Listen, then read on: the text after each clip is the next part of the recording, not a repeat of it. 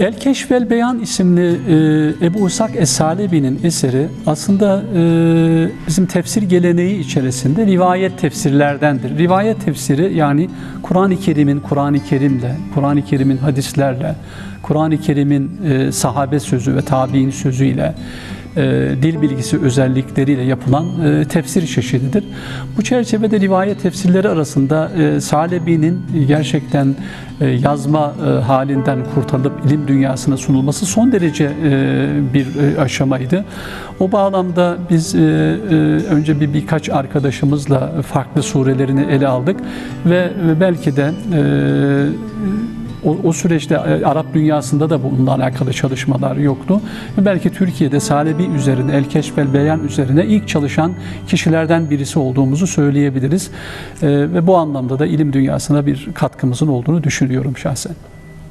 Şimdi el yazması eserler Diyanet İşleri Başkanlığı çerçevesinde düşündüğümüzde hatta zaten 2007 yılında eldeki mevcut bütün eserlerin dijitalleştirilmesi çalışmaları başladı. Aynı zamanda kataloglaması çalışmaları, fiziki özellikleri, dil özellikleri, işte hangi müstensihin istinsah ettiği ve benzeri özelliklerinin ilim dünyasıyla buluşturulması kararı alındıktan sonra öncelikle eserler tabii ki dijital ortama aktarıldı.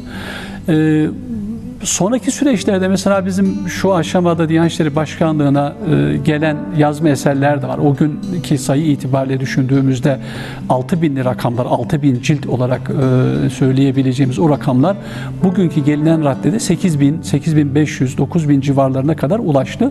Bütün bunları risaleler içerisindeki var olan diğer eserleriyle birlikte düşündüğümüzde bunların toplam sayısının bugün 20.000 civarında olduğunu rahatlıkla söylemek mümkündür. Mesela 2007'deki dijitalleştirme, o günkü alet, edevat, dijitalleştirme makinalarıyla bizim 2014 yılında başlattığımız yeni bir kataloglama, yeniden güncelleme, veri güncellemesi çalışmalarıyla başlattığımız dijital makineler arasında çok ciddi bir farklılık söz konusuydu. Hem çözünürlük açısından gerçekten son teknolojiye uygun, bilimsel verilere uygun olarak biz o eserleri o süreç içerisinde tekrar yeniden ele aldık. Ancak 2007 yılında yapılan o dijitalleştirme çalışmalarında çözünürlük olanları gerçekten o günün şartlarında son derece iyi makinelerle yapıldığı için çözünürlük konusunda biz 2014 yılındaki yaptığımız çalışmalarda mevcut görüntüler üzerinden hareket ettik. Ancak yeni eserlerle ilgili sadece kütüphanemize kazandırdığımız son teknolojiye uygun eserleri kullanmış olduk. Teknolojik aletleri kullanmış olduk. Bugün gelinen noktada tabii ki gerçekten tarama noktasında, yazma eserlerin tarama noktasında makineler son derece gelişti, dijitalleştirme çalışmaları son derece çalıştı. Yine burada yaşanan en temel zorluklardan bir tanesi gerçekten donanımlı ve deneyimli insan gücünün varlığı da son derece önemli. Titiz bir çalışma biliyorsunuz. O söz konusu eserleri tararken onların dağılmaması, fiziki özelliklerinin kaybolmaması, yıpranmaması son derece önemli olan bir husustur. Dolayısıyla bütün bunlar dikkate alınarak güzel bir dijitalleştirme çalışması yapıldı kütüphanemizde. Bir el yazmasının tabii ki yaşı, orijinalliği, kökeni nasıl tespit edildiği hususu son derece önemlidir. Çünkü bunların taklitleri de olabilmektedir. Yani orijinal bir yazmayı taklit ederek farklı amaçlarla kullanıldığı söz konusu olabilmektedir. Dolayısıyla bir el yazmasını öncelikle orijinal olup olmadığını, kitabın değerinin belirlenmesinde en önemli faktörlerden bir tanesi kitabın işte dış görünüşünün incelenmesidir. Kitabın cilt malzemesinin incelenmesi bu çerçevede. Cilt üzerindeki işlemelerin, yıpranma derecesinin ve boyutunun bize gerçekten o eserin orijinaliyle ilgili ipuçları vermektedir. Kitabın içeriği, hangi dilde yazıldığı mesela, hangi mürekkebin kullanıldığı son derece önemlidir. Bazı el yazmalarda mesela o döneme ait yazı kullanılabilir, dil kullanılabilir. Metinin yazım tarzı, süsleme tarzı, döneme ait dilin kullanımı, mürekkep ve kağıt analizi, eserin otantiğinin, yani eserin orijinalliğinin belirlenmesinde gerçekten bize ipuçları verebilmektedir. Tabii ki bundan da önemlisi iyi bir uzmanın, yani bu konuyla alakalı çalışmış olan iyi bir uzmandan da eserin orijinal olup olmadığı ile alakalı da bir destek alınması da mümkündür. Bir de bazı mesela yazmalarda aklam-ı sitte denilen mesela yazı türleri, işte sülüs gibi, nesih gibi, muhakkak gibi, reyhani gibi, tevkii gibi, rika gibi, talik gibi yazı tipleri tercih edilmiştir. Mesela bu yazı tipleri de aslında bize o eserin orijinaliyle ilgili fikir vermektedir. Ve bu çerçevede elinize aldığınız bu eserin aynı zamanda bir başka orijinalliği, eserin istisna tarihi, hangi tarihte örneğin hangi müstensih tarafından istinsah edildiği, çoğaltıldığı bizim açımızdan son derece önemli veri kaynaklarıdır diyebiliriz.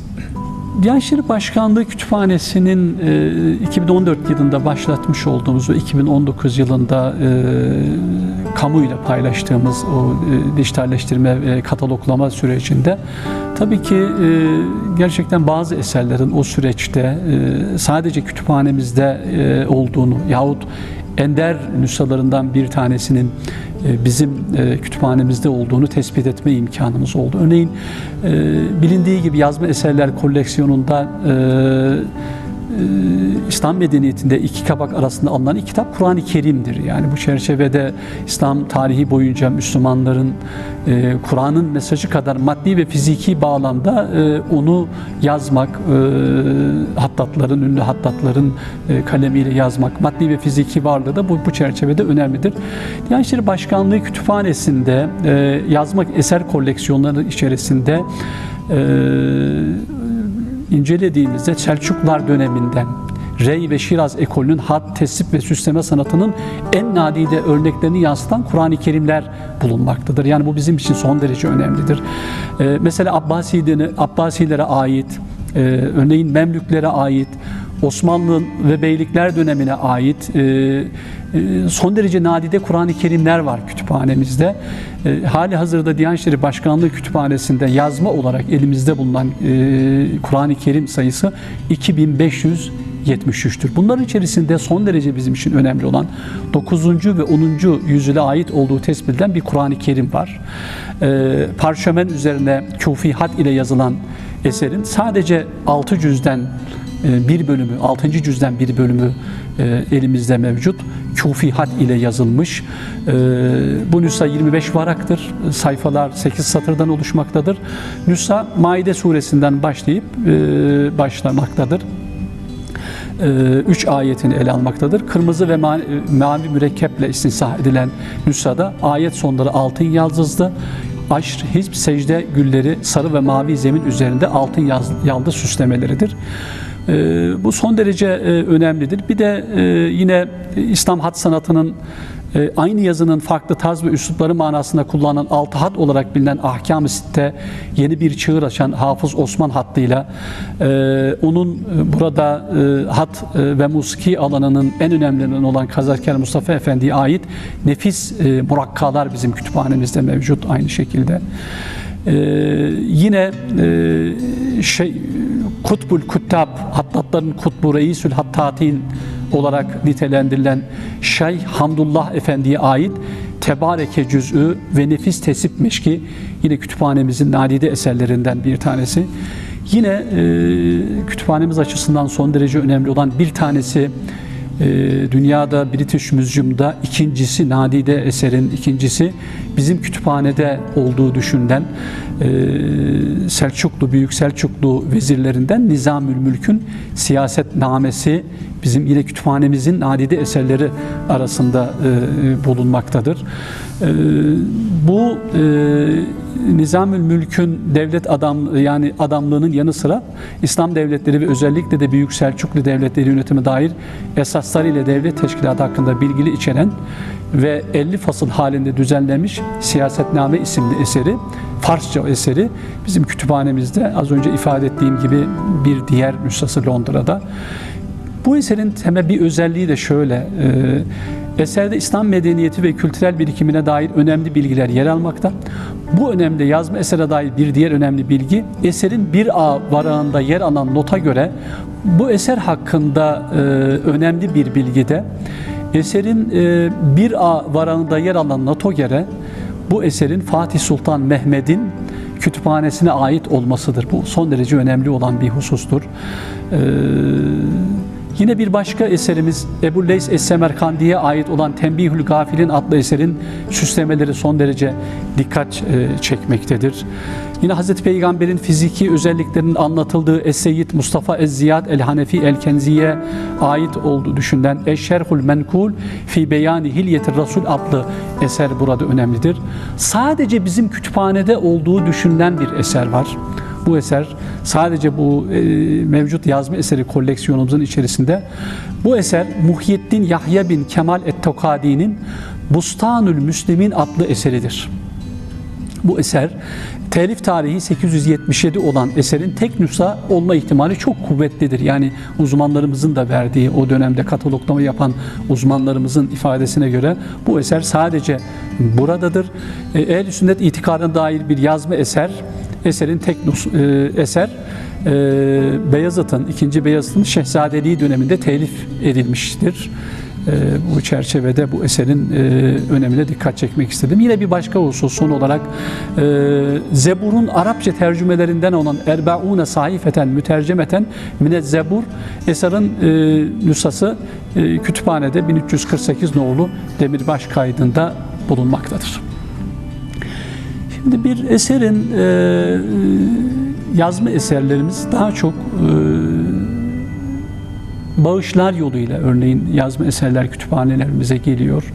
Bir de Türkiye'nin bütün il ve ilçe müftülüklerinde ve eğitim merkezlerinin kütüphanelerinde var olan bütün yazma eserler bizim kütüphanemize kazandırıldı. Yani bu açıdan da kütüphanemiz zenginleşti. Bunun dışındaki süreçlerde yazma eserlerle alakalı bağışçılarımız da var. Mesela bunların içerisinde şunu söylemem yararlı olur diye düşünüyorum. Mesela Ali İhsan Tangören bağışı bu bizim için son derece önemli. Ali İhsan Tangören 1965 yılında Amerika Birleşik Devletleri'ne gitmiş, okumak düşüncesiyle gitmiş. Türkiye'deyken Ankara'da Hacı Hilmi Tolluoğlu, o Ankara'nın alimlerinden bunun derslerine devam etmiş birisi Ali İhsan Tangören. Vefat ettiğinde bu alim, ailesi bu alimin kütüphanesinde mevcut olan bütün yazma eserleri Ali İhsan Tangören'e vermişlerdi. Ali İhsan Tangören 1965 yılında Amerika'ya gittikten sonra bu eserleri arkadaşlarının yardımıyla Amerika Birleşik Devletleri'ne götürüyor. Sonraki süreçte eşinin vefatından sonra bunların fiziki olarak korunma endişesi, koruyamayacağı düşüncesiyle Diyanet İşleri Başkanlığı'nın açmış olduğu Diyanet Merkezi var Amerika Birleşik Devletleri'nde, Washington yakınlarında. Eserleri bir sandık içerisinde bu yere teslim ediliyor. Tabii ki bir sanduka içerisinde teslim edince habersiz olarak teslim ediliyor. Oranın görevlileri çöpe atılacak malzemelerin içerisinde böyle bir sandukanın olduğunu ve içlerinden birkaç tane kitabın dışarıya sızdığını görünce o dönemdeki ilgili müşavire konuyu aktarıyorlar ve böylece süreç başlıyor, o kitapların bağış süreci başlıyor. Sonra ilgili olan kişiye, Ali İhsan Tangören'e ziyaret gerçekleştiriliyor ve onun dışında da pek çok kitabın kendisinde varlığı tespit ediliyor ve 2021 yılında bu eserlerin tamamı bizim kütüphanemize teslim edilmiş oldu. Bir eser kütüphaneye geldikten sonra, yazma eser kütüphaneye geldikten sonra öncelikle o eserin konservasyon, restorasyona ihtiyacı var mı diye tespit edilir. Yani içine bakılır, kataloglaması yapılır, eserin fiziki özellikleri tanımlanır, işte müstensihi kim, istisna tarihi, kapak özellikleri, varak sayısı, dili ve benzeri özellikleri, yaklaşık böyle 20'ye yakın temel nitelikleri o eserin kataloglamaya kaydedilir. Şayet bu eserin restorasyona ihtiyacı varsa mutlaka bizim buradaki çalışan uzmanlarımız vasıtasıyla eser fiziki olarak düzgün hale getirilir. Çünkü yazma eserleri eğer yeterli sağlıklı koşullarda korunmazsa, fiziki koşullarda korunmazsa süreç içerisinde kurtlanması, böceklenmesi ve yıpranması, yazıların silinmesi söz konusu olabilir. O nedenle dijitalleştirme son derece önemlidir yazma eserlerde. Bu eserlerin bu fiziki özellikleri tespit edildikten sonra, eğer varsa tamiratı yapıldıktan sonra artık kütüphanenin demirbaş kaydına teslim edilir. Taraması yapılır. Taraması yapıldıktan sonra okuyucunun hizmetine sunulmuş olur.